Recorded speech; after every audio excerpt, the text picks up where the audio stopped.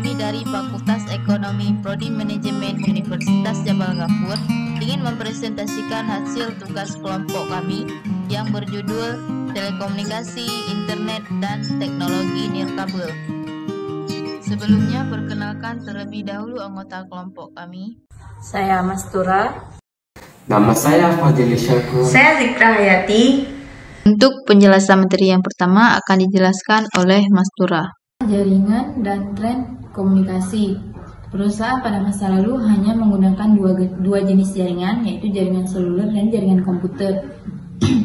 Di mana jaringan seluler menangani komunikasi suara dan jaringan komputer menangani lalu lintas data. Berkat deregulasi telekomunikasi yang berkelanjutan dan inovasi teknologi informasi, jaringan seluler dan jaringan komputer berkumpul menjadi satu, yaitu jaringan digital tunggal, dengan standar berbasis internet dan perlengkapan secara bersama-sama. Apakah yang dimaksud dengan jaringan komputer? Jaringan komputer ialah sebuah sistem yang terdiri dari dua atau lebih komputer yang saling terhubung satu sama lain dari komponen transmisi dalam jaringan sederhana. Jaringan komputer sederhana terdiri dari dua PC atau lebih dan ada switch, router, server, dan jaringan internet yang terhubung satu sama lain.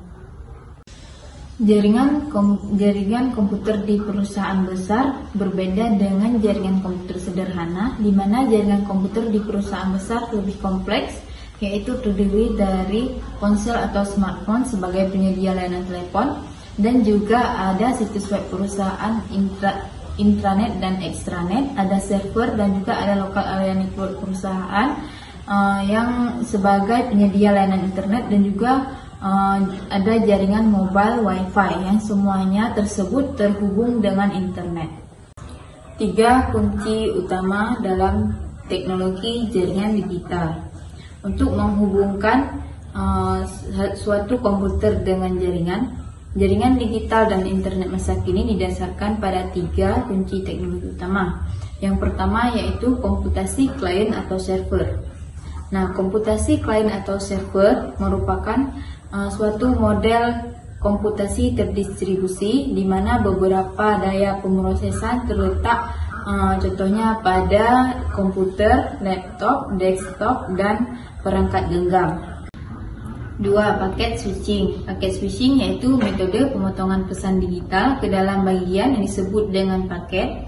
Paket data dari sumber utama tersebut dikirimkan melalui banyak jalur dan jaringan yang berbeda, kemudian dirakit kembali sesuai dengan pesan asli ketika tiba di tempat tujuan. 3. TCP atau IP konektivitas. Komponen-komponen dalam jaringan yang berbeda dalam jalur komunikasi satu sama lain harus memenuhi seperangkat aturan yang disebut dengan prosedur atau protokol, atau juga yang disebut dengan internet protokol. Jaringan komunikasi. Ada 2 cara untuk mengomunikasikan pesan dalam jaringan, yaitu menggunakan sinyal analog dan sinyal digital. Sinyal analog yaitu gelombang dalam bentuk kontinu, contohnya terdapat pada speaker, gagang telepon, dan juga earphone atau iPod.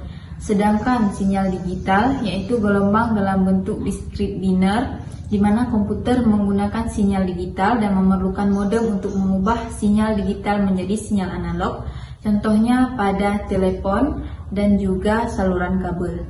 Sekian penyampaian materi dari saya, selanjutnya akan dijelaskan oleh teman saya, Fadil Syakur.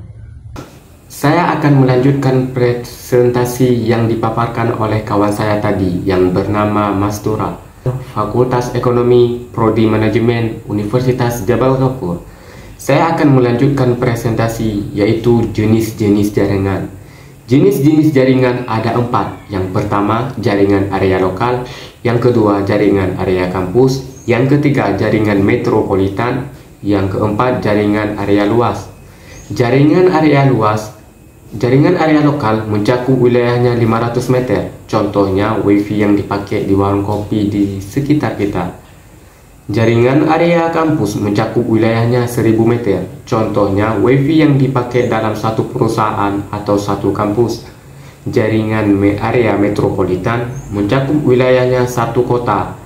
Jaringan area luas mencakup wilayahnya lintasan dunia atau area global. Itu jenis-jenis jaringan yang dipakai di sekitar kita. Jaringan biasanya kita pakai itu mempunyai transmisi media dan transmisi kecepatan. Transmisi media ada 4. Yang pertama kawat pilin, yang kedua kabel koaksial, yang ketiga kabel serat optik, yang keempat media transisi nirkabel. Kawat pilin kecepatannya mencapai 10 Mbps sampai 1 Gbps. Kawat koaksial kecepatannya mencapai 1 Gbps. Kabel serat optik kecepatannya mencapai 500 kbps sampai 6 lebih Tbps. Media transisi nirkabel kecepatannya mencakup 600 lebih Mbps. Sebelum saya menjelaskan lebih mendalam, saya akan tanya kepada kawan-kawan, apa itu internet? Internet adalah sebuah jaringan yang berfungsi untuk menghubungkan antara satu media elektronik dengan media internet lainnya.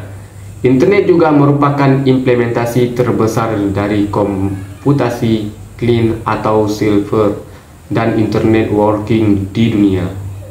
Sistem penamaan domain adalah nama seperti dalam bahasa Inggris yang bersesuai dengan 32 bit numerik atau IP yang unik untuk setiap komputer yang terhubung internet. Contoh penamaan domain yang kita pakai sekarang adalah .com, .edu, .gov. .com biasa dipakai di dalam satu organisasi atau satu perusahaan. .edu biasanya dipakai dalam industri pendidikan. .gov itu dipakai di pemerintahan Amerika Serikat. Internet mempunyai layanan dan alat-alat komunikasi, yaitu layanan yang pertama adalah surel. Surel merupakan alat untuk mengolah pesan antar personal sebagai dokumen. Layanan yang kedua adalah obrolan dan pesan instan. Obrolan pesan instan adalah untuk percakapan interaktif. Layanan yang ketiga adalah newsgroups. Newsgroup merupakan diskusi kelompok pada papan buletin. Layanan yang keempat adalah telnet. Telnet merupakan masuk ke dalam satu sistem komputer yang mengerjakan pekerjaan lain.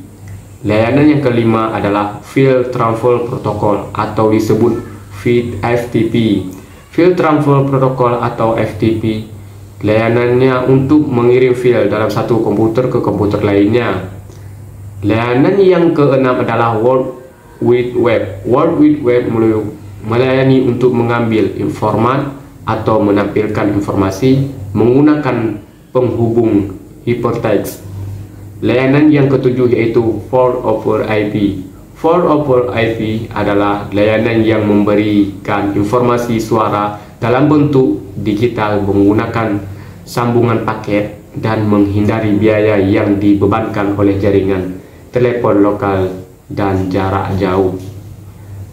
Oke, hanya ini saya presentasikan. Selanjutnya akan dipresentasikan oleh kawan saya yang bernama Zikra Hayati. Komunikasi terpadu. Nah, jadi yang dimaksud dengan komunikasi terpadu ini adalah mengintegrasikan saluran yang berbeda untuk berkomunikasi suara, komunikasi data, pesan instan, surel, konferensi elektronik menjadi satu layanan di mana pengguna dapat secara mudah beralih di antara mode komunikasi yang berbeda.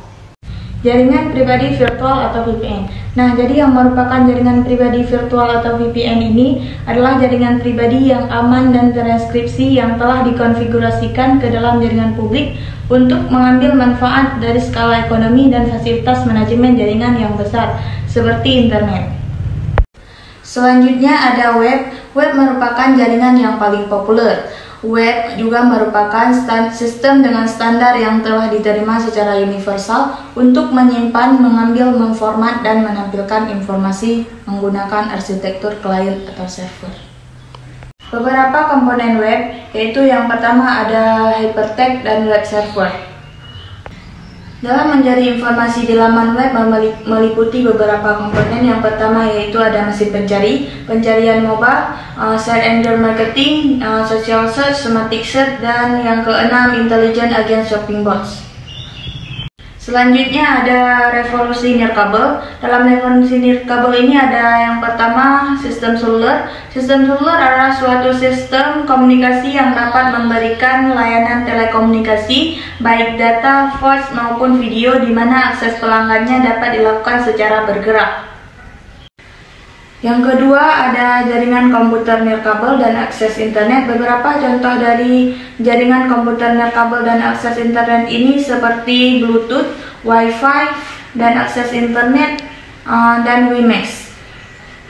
Sekian presentasi dari kelompok kami. Sampai jumpa di presentasi selanjutnya. Assalamualaikum warahmatullahi wabarakatuh.